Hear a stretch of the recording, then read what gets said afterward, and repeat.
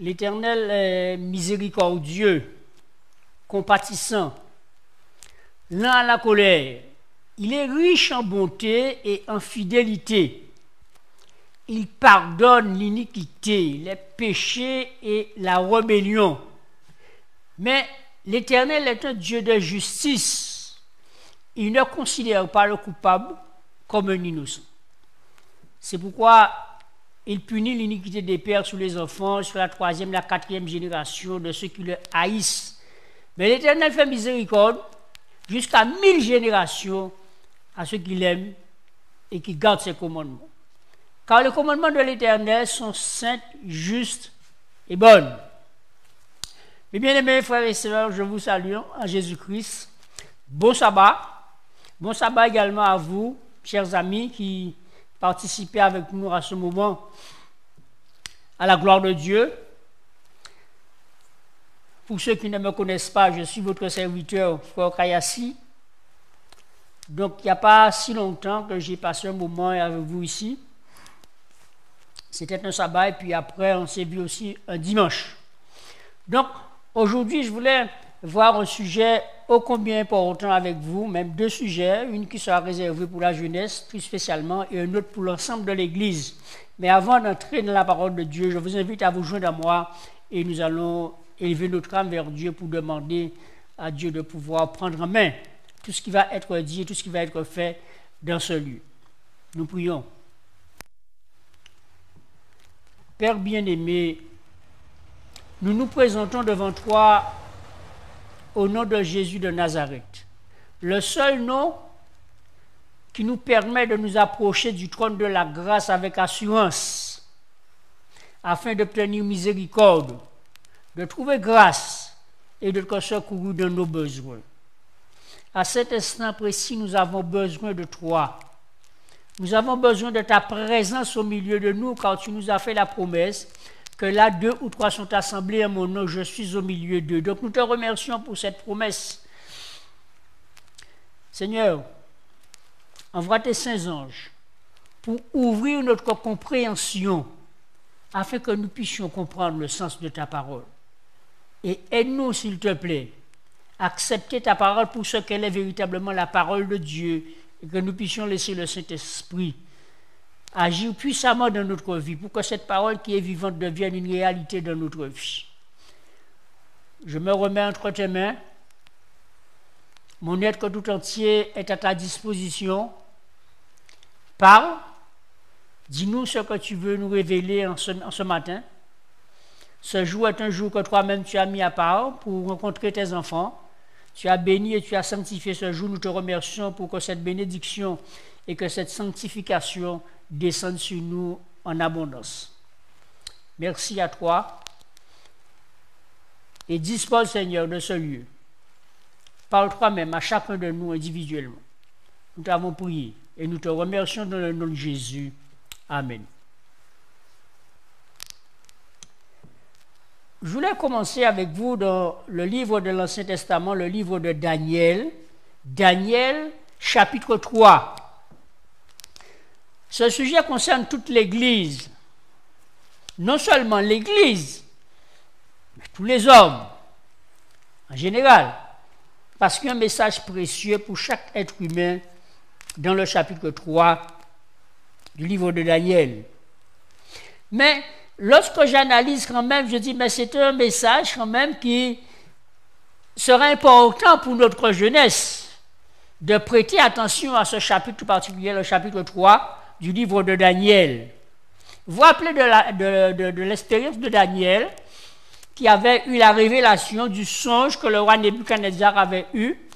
Il avait demandé à ses 3 compagnons, Shadrach, Meshach et Abednego, de se joindre à lui dans la prière pour demander à Dieu de leur révéler le songe que Nebuchadnezzar avait eu et qu'il avait oublié. Et Dieu a répondu à la prière de ces 4 jeunes Hébreux. Et beaucoup de choses se sont passées. Et le roi Nebuchadnezzar avait proposé à Daniel la gérance de toutes les provinces de Babylone. Mais Daniel avait dit à Dieu de donner la gérance des provinces à Shadrach, Meshach et Abednego. Et lui-même, il va rester à la cour du roi. Quelque temps après, les hommes de Nebuchadnezzar ont voulu honorer le roi. Et aussi, comme c'était des hommes idolâtres, ils ont fait cette proposition au roi de construire lisons de préférence. Lisons de préférence. Prenez votre Bible, Daniel chapitre 3. Nous allons lire l'histoire. Le roi Nebuchadnezzar fit une statue d'or, haute de 60 coudées et large de 6 coudées. Il l'adressa dans la vallée de Dura, dans la province de Babylone. Le roi Nebuchadnezzar fit convoquer les satrapes, les intendants et les gouverneurs, les grands juges, les trésoriers, les jurisconsuls, les juges et tous les magistrats des provinces pour qu'ils se rendirent à la dédicace de la statue qu'avait élevée le roi Nebuchadnezzar. Pas du monde. Alors, les satrapes, les intendants et les gouverneurs, les grands juges, les trésoriers, les jurisconsuls, les juges et tous les magistrats des provinces s'assemblèrent pour la dédicace de la statue qu'avait élevée le roi Nebuchadnezzar. Ils se placèrent devant la statue qu'avait élevée Nebuchadnezzar. Maintenant, au verset 3, un héros cria à haute voix, « Voici ce qu'on vous ordonne. » Retenez bien cela, mes bien-aimés, chers amis. Un héros cria à haute voix, « Voici ce qu'on vous ordonne. »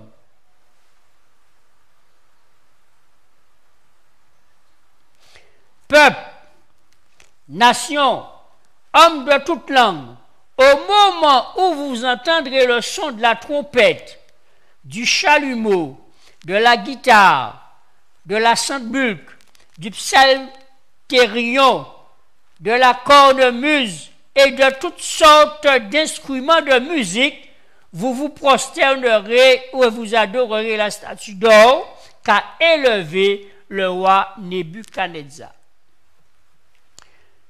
De la musique. De la musique. Il faut de la musique. Nebuchadnezzar connaissait la valeur et la puissance de la musique. Tous les instruments qui sont nommés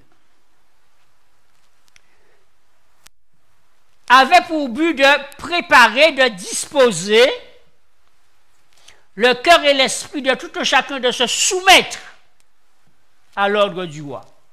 Ça commence par la musique. Le malin, Satan, le diable, il connaît effectivement la puissance de la musique. Lorsque nous analysons les choses, le monde en général fonctionne aujourd'hui avec de la musique. Il y a toujours de la musique qui précède les événements. Toujours de la musique. Et nous voyons également au niveau de notre Église que beaucoup de jeunes aujourd'hui s'intéressent beaucoup à la musique. Pas forcément la musique spirituelle de chez nous, mais aussi la musique de l'extérieur qui a de l'influence, on la veut ou pas, mais qui a de l'influence sur notre Église. La musique, il y a de la puissance dans la musique.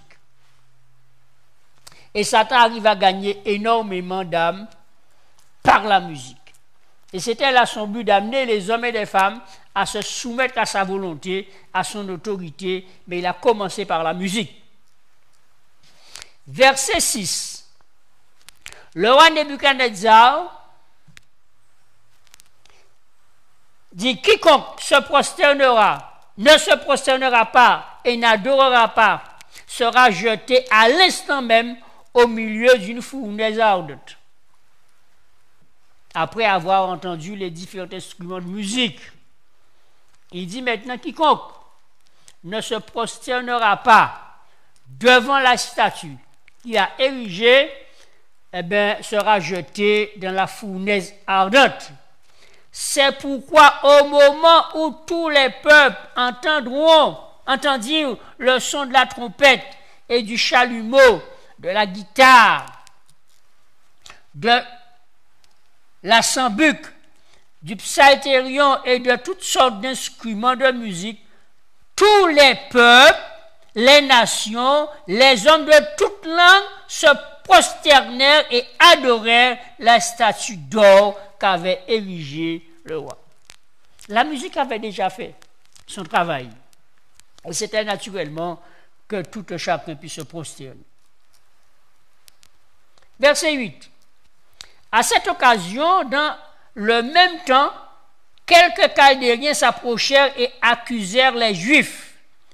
Ils prirent la parole et dirent au roi Nebuchadnezzar, « Ô roi, vis éternellement, tu as donné un ordre d'après lequel tous ceux qui entendraient le son de la trompette, du chalumeau, de la guitare, de la sambuc, du psalterion, de la cornemuse et de toutes sortes d'instruments devraient se prosterner et adorer la statue d'or, et d'après lequel quiconque ne se prosternera pas et n'adorera pas sera jeté au milieu d'une fournaise ardente. »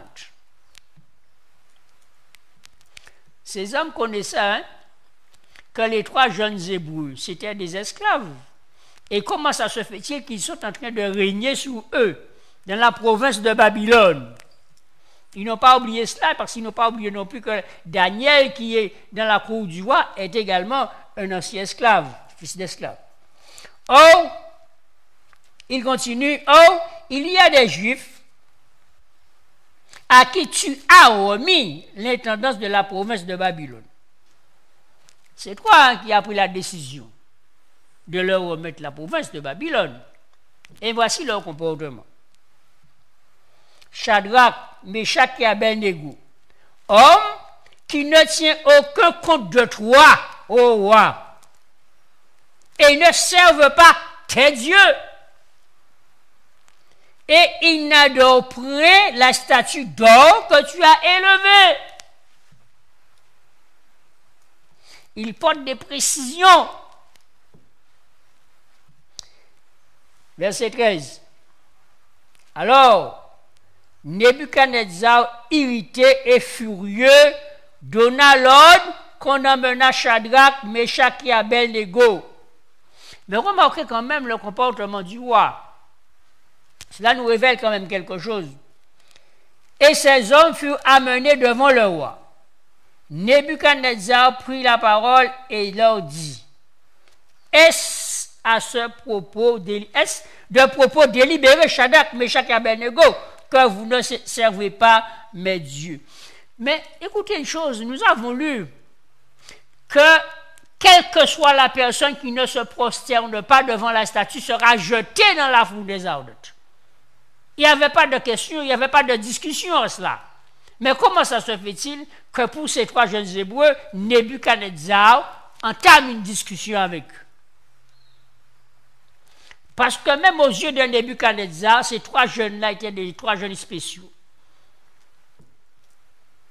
Ils n'étaient pas comme tous les autres. Nebuchadnezzar les connaissait.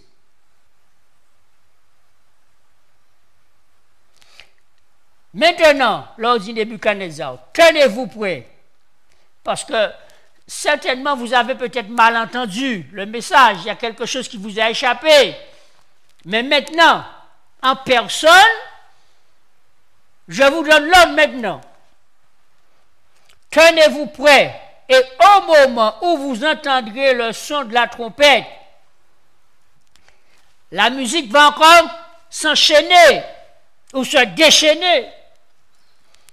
Du chalumeau, de la guitare, de la sambuc, du psalterion, de la cornemuse et de toutes sortes d'instruments, vous vous prosternerez et vous adorerez la statue que j'ai faite. Si vous ne l'adorez pas, vous serez jetés à l'instant même au milieu d'une fournaise ardente et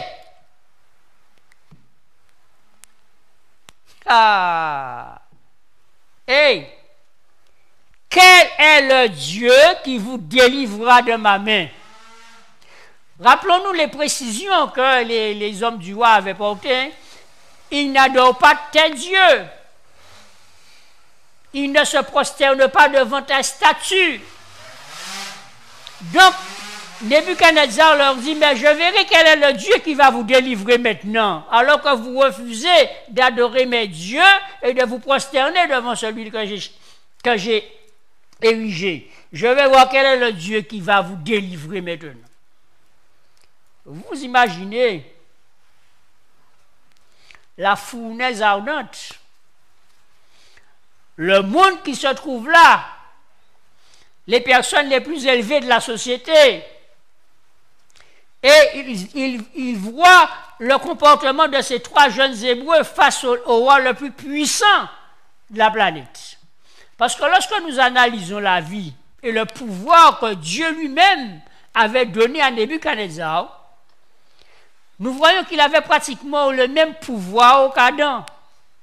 Parce que Dieu avait donné à Nebuchadnezzar le pouvoir sur les animaux, les oiseaux, les poissons.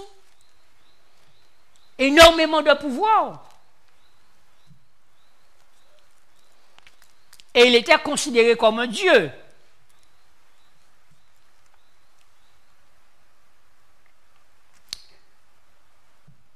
Quel est le Dieu qui vous délivrera de ma main?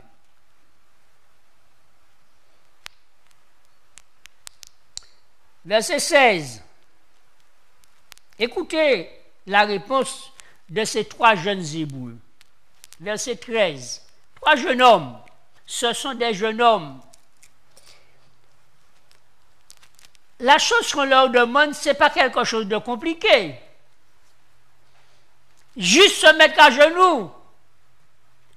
Ces trois jeunes-là, qui ont la responsabilité des provinces de Babylone, ce n'est pas une mince affaire. Les provinces de Babylone, c'est immense.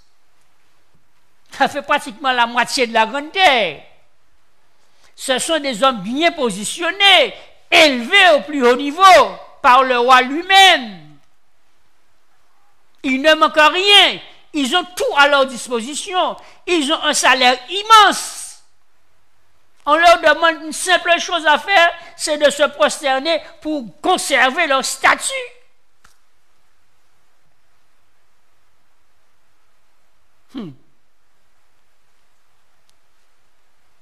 Écoutez la réponse de ces trois jeunes Hébreux.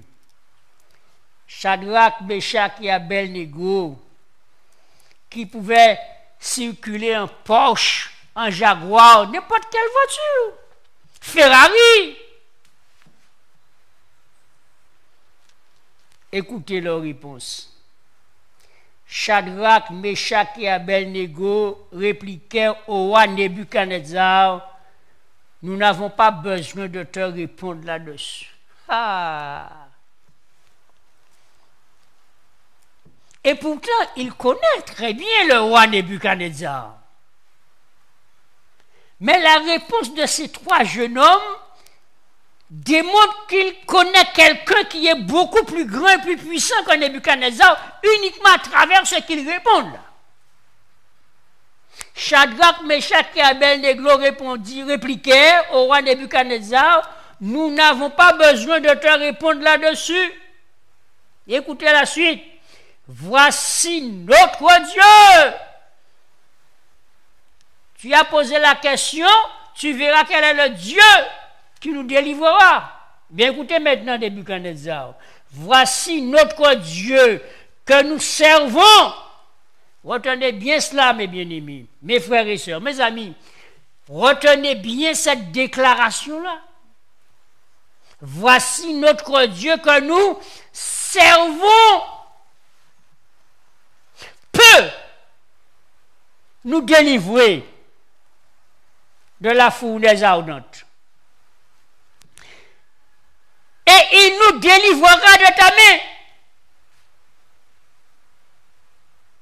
Ils connaissaient leur Dieu. Ils connaissaient la grandeur et la puissance de leur Dieu. Et ils connaissaient également l'amour de Dieu pour eux. Parce qu'ils fréquentaient Dieu de près. Pour parler ainsi, il faut vraiment connaître Dieu. Connaître la capacité de Dieu, l'amour et la bonté de Dieu envers ceux qui le servent.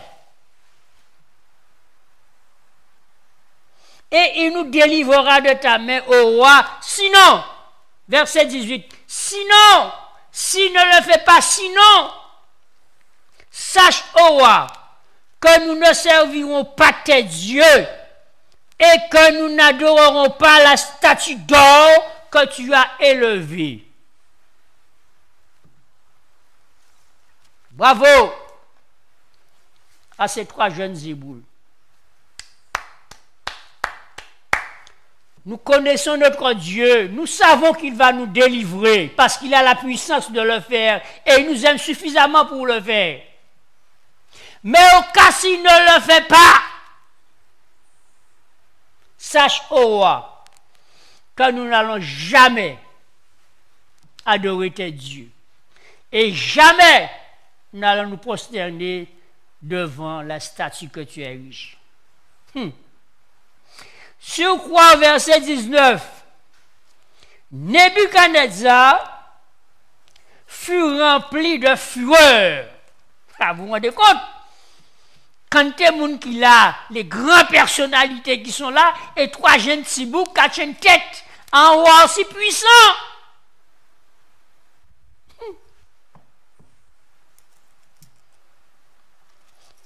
Il changea de visage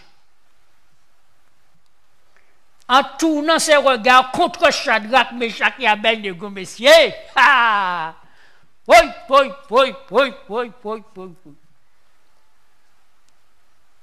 Il reprit la parole et ordonna de chauffer la fournaise 7 fois plus qu'il ne convenait de la chauffer. Essayons d'imaginer que ces trois jeunes Hébreux-là, aux yeux de tout le monde, ils voient déjà la fournaise qui est allumée là. Mais sous l'ordre du roi, on continue à chauffer 7 fois plus. Ils voient ce qui se passe. Nebuchadnezzar n'a pas dit de les prendre et de les jeter tout de suite, mais de faire chauffer 7 fois plus la fournaise. Et ils sont présents, ils voient tout ce qui se passe. Ils ont suffisamment de temps pour être actés, pour dire au roi, nous avons compris, tu es vraiment le roi des rois, eh bien, nous nous prosternons devant la statue que tu as élevée. Est-ce que c'est ce qui s'est passé? Verset 20. Verset 21. Non, verset 20. Nous reprenons verset 20. Puis il commanda à quelques-uns des plus vigoureux. À pas échapper, donc échapper là. Les plus vigoureux de son armée, de lier Shadrach, Meshach et Abednego. Les plus vigoureux, c'est pour qu'il n'y ait pas d'échappement. Pour qu'on ne peut pas échapper là même. Et de les jeter dans la fournaise ardente. Ces hommes furent liés avec leurs caleçons, leurs tuniques, leurs manteaux et leurs autres vêtements, et jetés au milieu de la fournaise ardente, comme l'ordre du roi était sévère.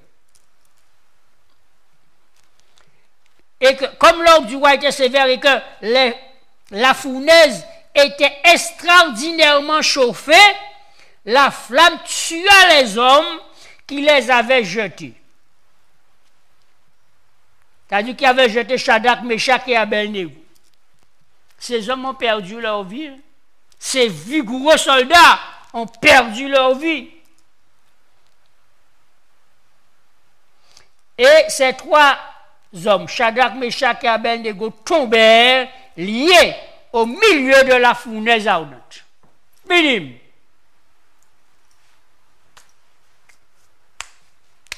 Ils ont eu ce qu'ils méritaient. Ils ont fait leur choix. C'était des hommes que le roi avait élevés très haut dans la société, qui avaient des salaires immenses. Ils gouvernaient, ils géraient, ils faisaient ce qu'ils voulaient. La seule personne à qui ils devaient rendre compte, c'était le roi, personne d'autre.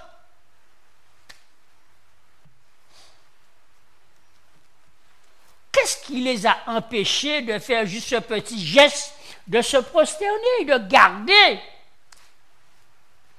le privilège qu'ils avaient? Ils ont choisi la fournaise ardente. Ils ont choisi de tout perdre, mais de tout perdre et de tout perdre, parce qu'ils connaissaient leur Dieu. Non seulement de perdre les biens matériels qu'ils étaient en possession d'eux, qu'ils avaient en possession, qu'ils possédaient, mais ils ont décidé même de perdre leur propre vie. Au lieu de renier leur Dieu. Mais bien aimés, chers amis, chers frères et sœurs, aujourd'hui Satan va vous faire énormément de propositions alléchantes pour que vous puissiez réussir matériellement dans ce monde. Parce que les choses sont difficiles. Beaucoup de bonnes et de grandes propositions nous avons présentées. Mais rappelez-vous, mes bien-aimés, de l'expérience de ces trois jeunes Hébreux, que Dieu, à cet instant précis, attire votre cœur à lui comme il a attiré le cœur de Shadrach, Meshach et Abednego vers lui, afin que vous puissiez connaître ce Dieu, le Dieu de Shadrach, d'Abednego, d'Azaria,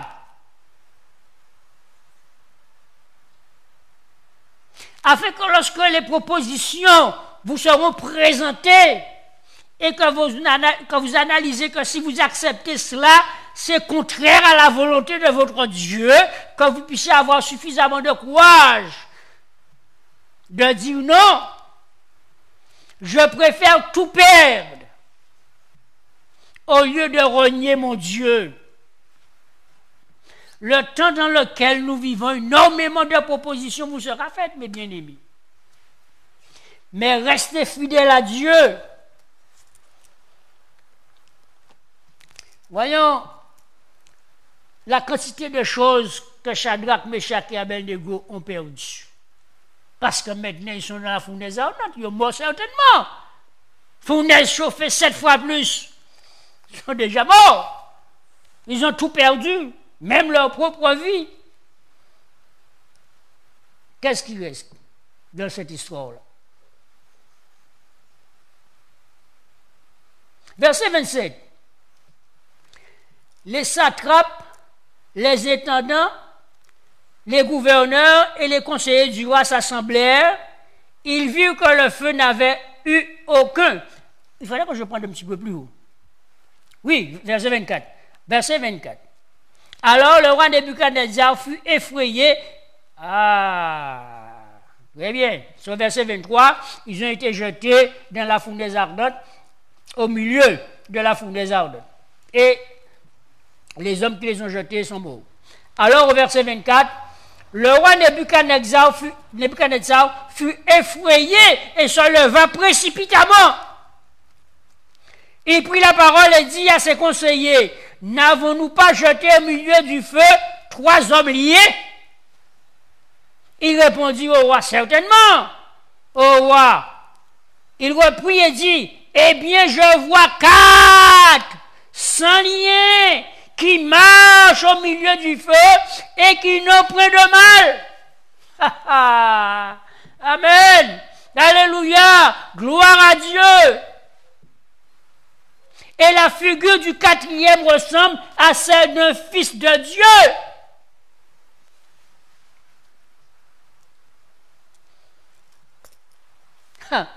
Vous vous imaginez, mes bien-aimés, 3 jeunes liés, jetés dans la fournaise, sauvés 7 fois plus.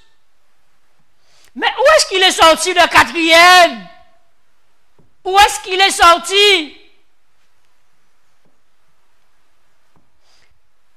Mais on raconte une histoire, on dit qu'au moment où les 3 jeunes Hébreux allaient être jetés dans la fournaise ardente, Dieu a demandé à un ange combien de temps qu'il va prendre pour arriver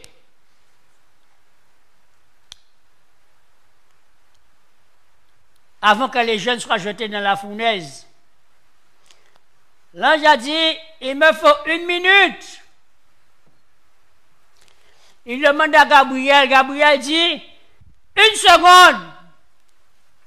Il demande à Jésus, Jésus dit, je suis déjà dans la fournaise. Amen.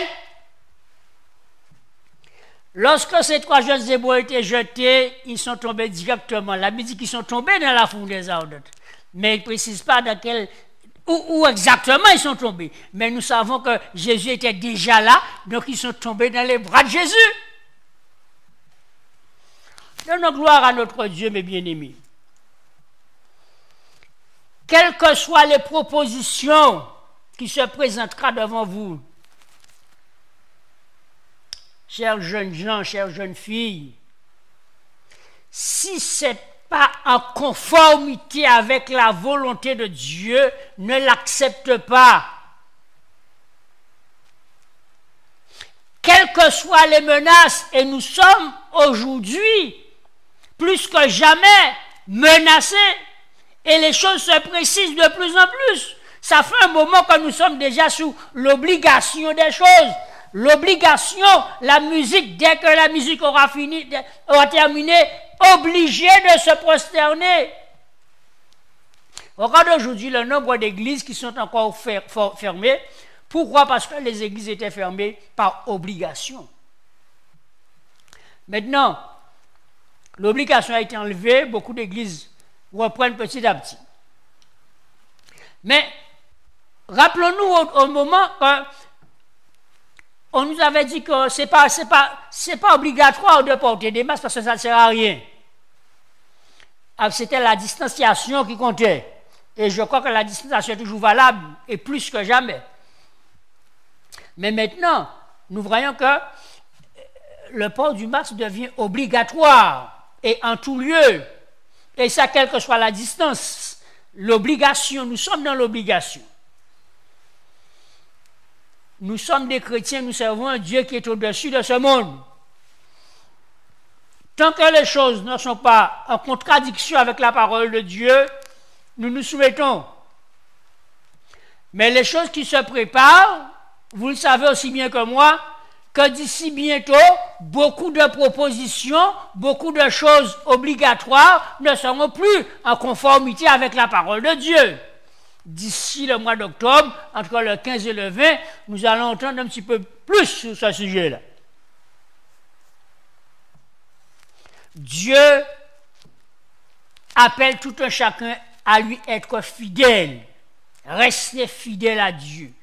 Quelle que soit la situation, quels que soient les événements qui peuvent nous arriver dans notre vie, restons fidèles à Dieu.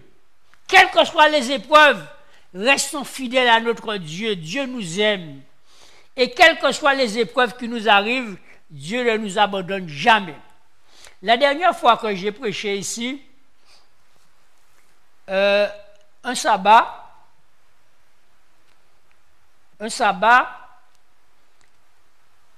j'ai prêché ici un sabbat et le sabbat après, je devais prêcher en visio avec 3 autres églises.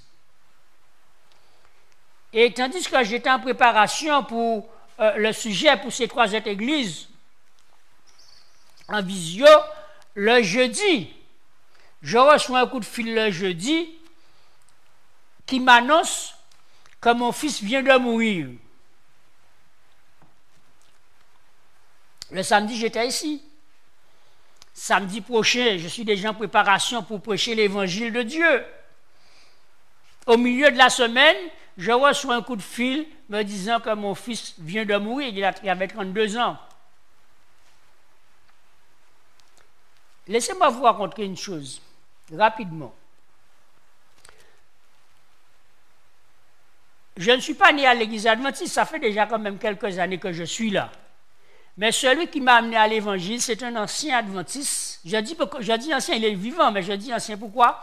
Parce qu'au moment où il est venu, où on s'est rencontrés, il n'allait plus à l'église. Il était dans le monde. Et on fumait, on buvait ensemble. Et nous sommes devenus des amis, je suis allé chez lui et il m'a parlé un jour de la Bible et il m'avait même offert une Bible qui manquait beaucoup de pages dans le livre de la Genèse. Mais j'ai pris ce livre-là, je suis tombé dedans et jusqu'à aujourd'hui je suis dedans. Et cette personne-là, il a épousé ma sœur. Et après quelque temps, ils ont eu 2 enfants, 2 garçons. Après quelque temps, il a laissé l'évangile complètement et il s'est mis à rentrer en contact avec les esprits, à invoquer des esprits. Et il a été possédé par les esprits et il a donné à ma mère un coup de coutelas en pleine tête. Et ma mère, elle est restée handicapée jusqu'à aujourd'hui. Celui qui m'a amené à l'évangile, hein? Celui qui m'a amené à l'évangile. Il a rendu ma maman handicapée. Ma mère, elle est toujours vivante. Mais ça fait plus de 30 et quelques années hein, qu'elle est handicapée. Mon père voulait quand même par la suite accepter l'évangile. Mais ma mère lui a dit, si jamais cela se passe, ce sera une trahison vers elle, alors qu'elle sait que c'est les adventistes, parce que pour elle, c'est les adventistes qui l'ont mis dans cette situation-là. Je peux peut-être me poser des questions. Et puis un jour, je conduisais un mouvement de réveil et de réforme. Chaque dimanche matin, on commençait à 5 h du matin, on finissait à 7 h. Quelquefois, il était à 10 h du matin, on restait là, parce qu'on se sentait bien ensemble. Et puis, à 6 h du matin, 6 h, 6 h 15 par là, mon téléphone sonne. Mon téléphone sonne, je réponds, j'entends une personne qui crie, qui pleure, et ça coupe. Et puis, tout de suite après, le téléphone sonne de nouveau, je décroche, et puis, on m'annonce la nouvelle que on vient de tuer mon fils, mon 2e fils. Mais mes bien-aimés, je suis dans un mouvement de réveil et de réforme, hein, dans l'Église. Nous parlons du Saint-Esprit, nous parlons du baptême du Saint-Esprit. Nous enseignons comment recevoir le baptême du Saint-Esprit. C'est ce que je suis en train de faire et on m'annonce que mon fils vient d'être tué. Je dis, mais vous êtes où? Qui est-ce qui me parle? Elle me dit que c'est Cassandra, c'est ma nièce. Vous êtes où? Il se trouvait à 600 mètres de là où nous étions, dans l'église où nous étions. J'arrive sur le lieu, je trouve mon fils, il est installé sur le ventre, il n'y a personne près de lui, et il a reçu une décharge en pleine tête.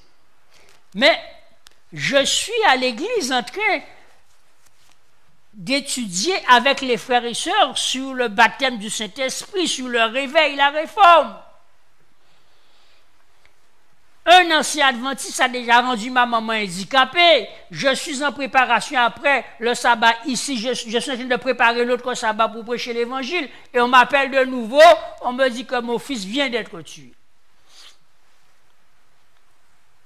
Est-ce que je vais poser la question à Dieu, mais pourquoi tu as permis cela? Où est-ce que tu étais lorsque la personne en question allait frapper ma maman d'un coup de coutelas? Où est-ce que tu étais lorsqu'on allait tuer mon fils d'un coup de fusil?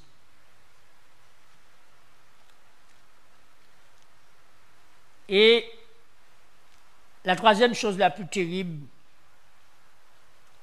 où est-ce que tu étais lorsque mon fils allait lui donner lui-même la mort? Mais je n'ai pas posé de question à Dieu. Je pouvais, mais il n'est jamais venu dans mon esprit de poser la question à Dieu, où est-ce que tu étais? Pourquoi je n'ai pas posé de question à Dieu? Parce que je vais régulièrement à la croix.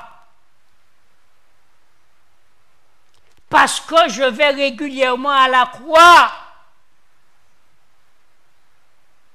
Et je sais que Dieu était au même endroit lorsque tous ces événements-là se passaient dans ma vie. Dieu était au même endroit lorsque son fils était cloué à la croix. Il n'a pas changé de place.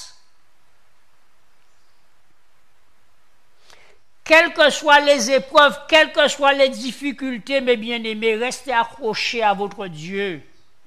Ce que nous ne comprenons pas maintenant, nous avons l'éternité pour comprendre les choses que Dieu ne nous a pas révélées, le pourquoi des choses. Tout est écrit. Et Dieu va nous révéler en détail tout ce qui s'est passé et le pourquoi des choses. Faisons confiance à notre Dieu. Dans toutes les situations de la vie, faites confiance à Dieu. Démontrez dans votre vie que vous connaissez vraiment Dieu.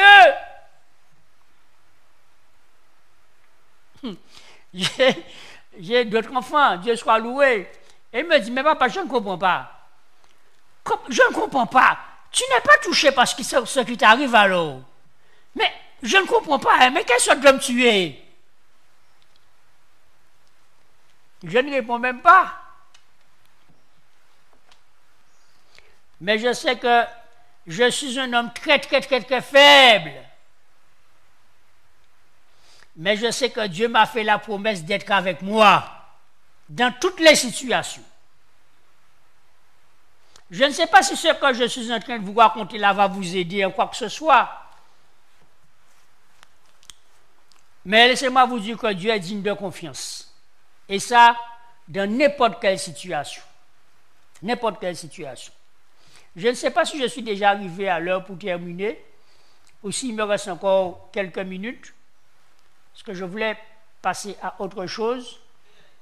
D'accord, ok. Donc, cette partie-là, c'était surtout réservé pour les jeunes. Mais maintenant, je voulais aussi rapidement attirer votre attention, là c'est pour l'ensemble de l'Église, sur un sujet ô combien important dans la parole de Dieu. Cela se trouve dans Matthieu chapitre 25. Il parle de l'Église, de véritablement l'Église qui attend le retour de Jésus-Christ.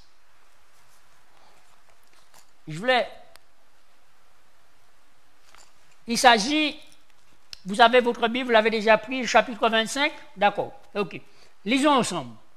Alors le royaume de Dieu, là c'est Jésus lui-même qui parle, le royaume de Dieu, le royaume des cieux sera semblable à 10 vierges qui, ayant pris leur lampe, allèrent à la rencontre de l'époux. Ayant pris leur lampe, extraordinaire, et elles vont à la rencontre de l'époux. Elles ne sont pas ignorantes en ce qui concerne le retour de Jésus-Christ. Elles ont leur lampe. Elles ont leur lampe. Les 10, elles ont leur lampe. Ils connaissent combien c'est précieux d'avoir sa lampe. Elles n'ont pas lâché la lampe en chemin. Elles vont à la rencontre de l'époux. Elles ont leur lampe.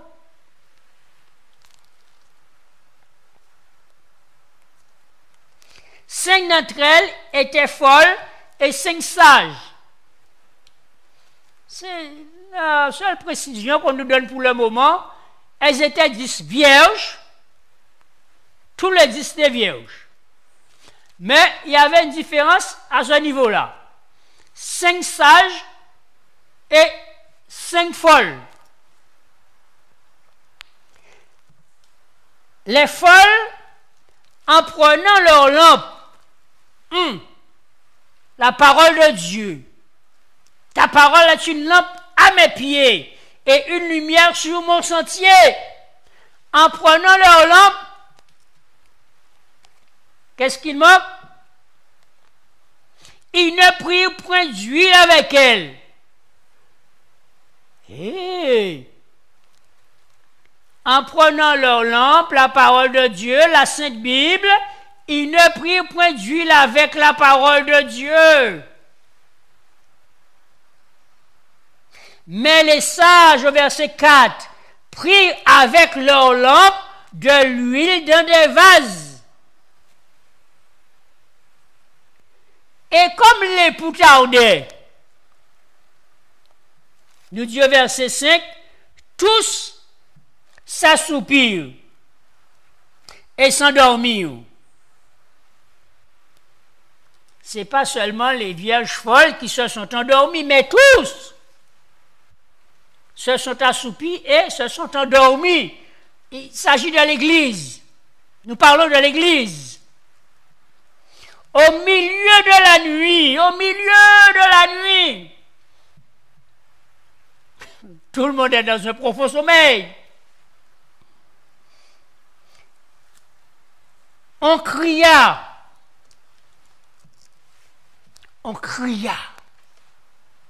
Voici l'époux, allez à sa rencontre.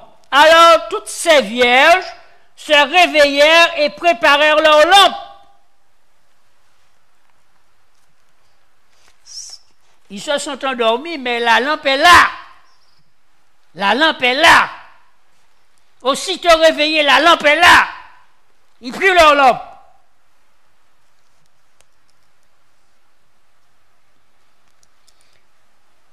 Alors toutes ces vierges se réveillèrent et préparèrent leurs lampes. Les folles dirent aux sages. Ah, tout de suite, ils remarquent quelque chose. Les folles dirent aux sages, donnez-nous de votre huile, car nos lampes s'éteignent. Ils viennent de se réveiller, mais ils se rendent compte que leurs lampes s'éteignent.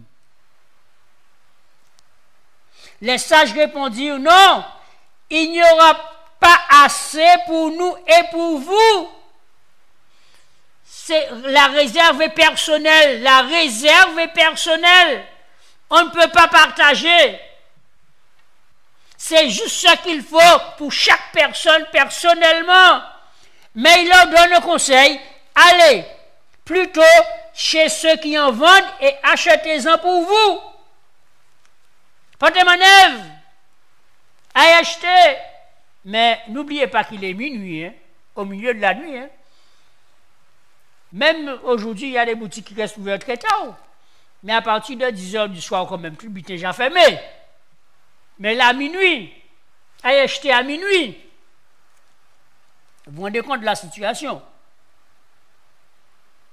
Et pendant qu'ils allaient au verset 10, en acheter, l'époux arriva. Celles qui étaient prêtes entrèrent avec lui dans la salle des noces. Amen. Celles qui étaient prêtes. Qui étaient prêtes? C'est-à-dire les 5 sages qui avaient la lampe et qui avaient de l'huile. La lampe et de l'huile. Mais celles qui n'étaient pas prêtes, c'est celles qui avaient la lampe, mais pas d'huile. Et ceux qui avaient de la lampe et de l'huile entrèrent dans la salle des noces. La salle des noces.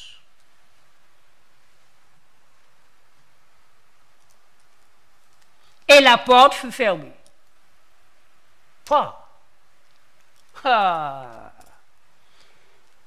Ceux qui étaient prêts entrèrent dans la salle de noces parce que l'époux il est là. Et après qu'elle s'est entrée, la porte s'est fermée. Maintenant, verset 11. Plus tard,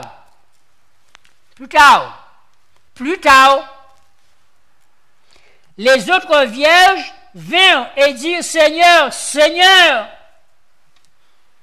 Mais oui, ils le reconnaissent comme leur maître. Oui, c'est quelqu'un qu'ils ont toujours aimé. Ils reconnaissent que c'est leur maître. Seigneur, Seigneur, c'est nous. Oui, les vierges que tu connais. Ouvre-nous, s'il te plaît. Ouvre-nous. Nous sommes là. Ouvre-nous. Mais ils répondirent, je vous le dis. Mais il ne dit pas je vous le dis seulement. Il dit je vous le dis en vérité.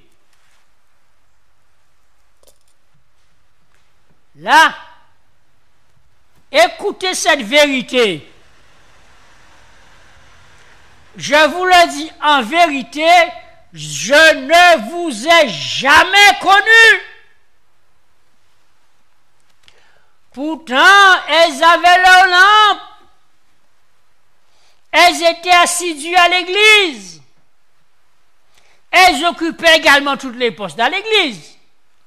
Parmi eux, tenaient anciens d'église, tenaient responsable de l'école du sabbat, responsable du ministère personnel, responsable du ministère des enfants, des JA, des anciens d'église, des pasteurs d'église, des présidents. Il y avait tout parce que c'est l'église qui est représentée là. Et tous les membres d'église ont leur Bible. Ils ont leur lampe. Mais comment ça se fait-il que le maître, quand il arrive, il dit à certains membres d'église, mais je ne vous ai... Il ne dit pas que je ne vous connais pas, mais il précise jamais. Mais comment ça se fait-il que dans l'église qui appartient à Dieu, des personnes qui sont là régulièrement assidues, qui paient également leur dîme, les offrandes et tout, comment Jésus peut-il se permettre de dire que je ne vous ai jamais connu? Qu'est-ce que cela veut dire? Pourquoi?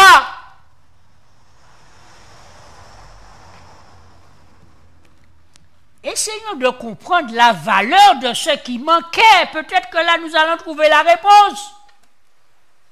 Qu'est-ce qui manquait aux vierges folles? Tibrin l'huile, tibrin, en cas dit tibrin l'huile. Mais à cause de ce tibrin l'huile, Jésus dit, pate, j'ai connaît yo. Waouh! Pour tibrin l'huile. Ben, la messagère du Seigneur nous dit que ce tibrin l'huile, c'est la plénitude du Saint-Esprit. Ça veut dire que tu peux avoir la parole de Dieu entre tes mains, mais si ce n'est pas le Saint-Esprit qui te conduit dans toute la vérité ne demeure pas en toi.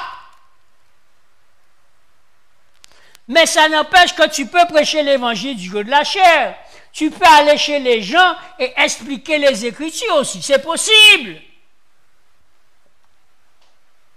Mais si l'Esprit de Dieu ne demeure pas en toi, ça veut dire que Jésus n'habite pas en toi. Et c'est pour ça que Jésus dit, mais je ne vous ai jamais connu.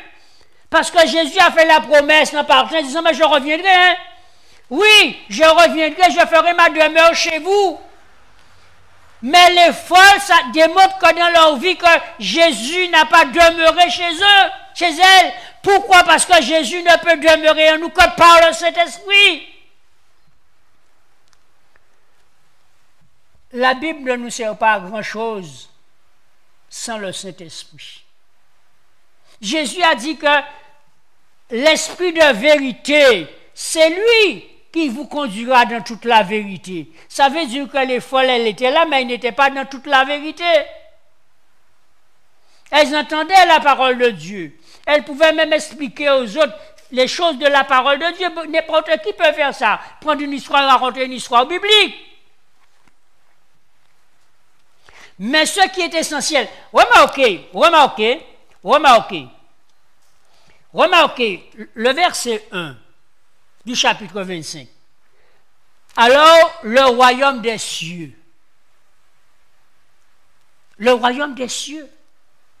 sera semblable à 10 vierges. Le royaume des cieux.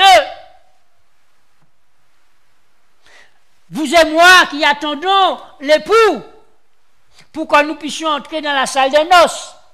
Laissez-moi vous dire une chose rapidement. Mon cher frère,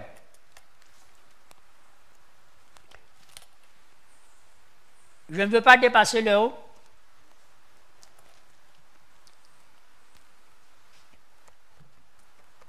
Cette parabole que nous sommes en train d'analyser maintenant a déjà trouvé une première fois son accomplissement.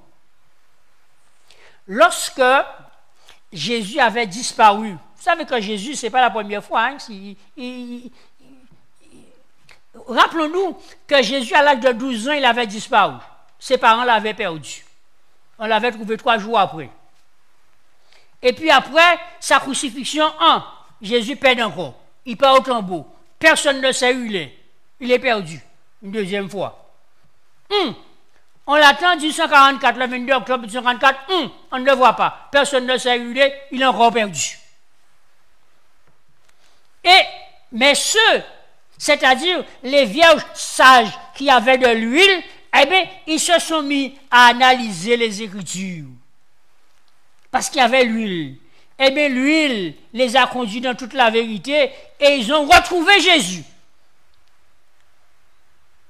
Ils ont retrouvé Jésus dans le lieu très saint du sanctuaire céleste.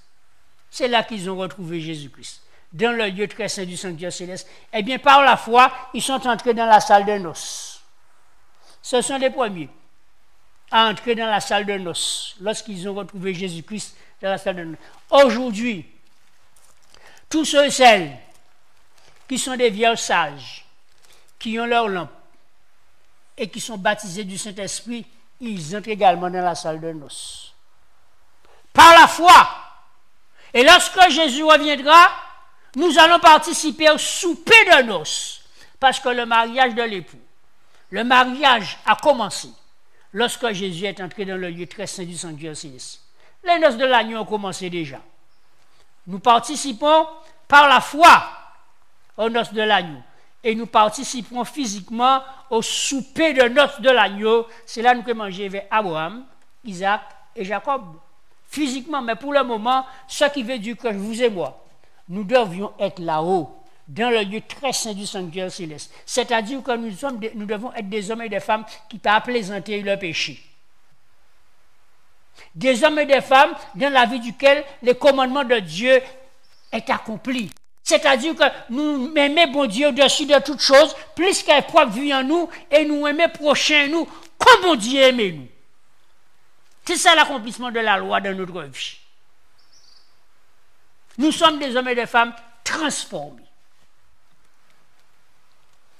Il est important pour vous et moi, mes bien-aimés, que nous puissions avoir la lampe en main, jour et nuit. Jour et nuit. La messagère du Seigneur nous dit, quand vous marchez dans la rue, marchez avec votre Bible, et ouvrez votre Bible, et lisez un verset, 2 versets, tandis que vous marchez dans la rue. Vous avez certainement déjà lu ça. Ce qui veut dire combien la Bible elle est précieuse. Il faut nous toujours signer vers nous. Quelle que soit la nous, il faut nous toujours signer vers nous. Mais aujourd'hui, il nous est révélé, il faut nous toujours nier également l'huile là. Sans l'huile là, il peut servir nous à grand chose. Et peut-être même, il peut servir nous à rien du tout. Parce que sans l'huile, Jésus dit, je ne vous ai jamais connu. Mais bien aimé, s'il y avait un moment où le Christ ne nous connaissait pas, s'il y a un moment où on faisait partie des vierges sages, des vierges folles, maintenant, il est possible que nous soyons transformés en vierges sages. C'est-à-dire que nous réclamons le baptême du Saint-Esprit sur nous chaque jour. Et lorsque nous sommes bénis et que nous recevons la grâce de Dieu, le baptême du Saint-Esprit, nous avons la lampe et nous avons également l'huile avec la lampe. Et là, à ce moment-là, nous participons aux noces de l'agneau. Nous sommes des hommes et des femmes transformés. Nous représentons notre Seigneur et Sauveur Jésus-Christ ici-bas, parce que lorsque nous allons nous adresser aux autres personnes, c'est Jésus lui-même qui va parler à travers nous. Parce que Jésus a dit que c'est le Saint-Esprit qui rendra témoignage de lui. Lorsqu'il habite en nous, il rend témoignage de Jésus-Christ. Celui qui n'a pas l'Esprit de Dieu, celui qui n'a pas l'huile, qui symbolise le baptême du Saint-Esprit, Jésus déclare, je ne vous ai jamais connu. Et dans Hébreux 8, il le dit, pas Hébreux 8, Romains 8, il dit que ce sont ceux qui ont l'Esprit de Dieu, qui sont fils et filles de Dieu.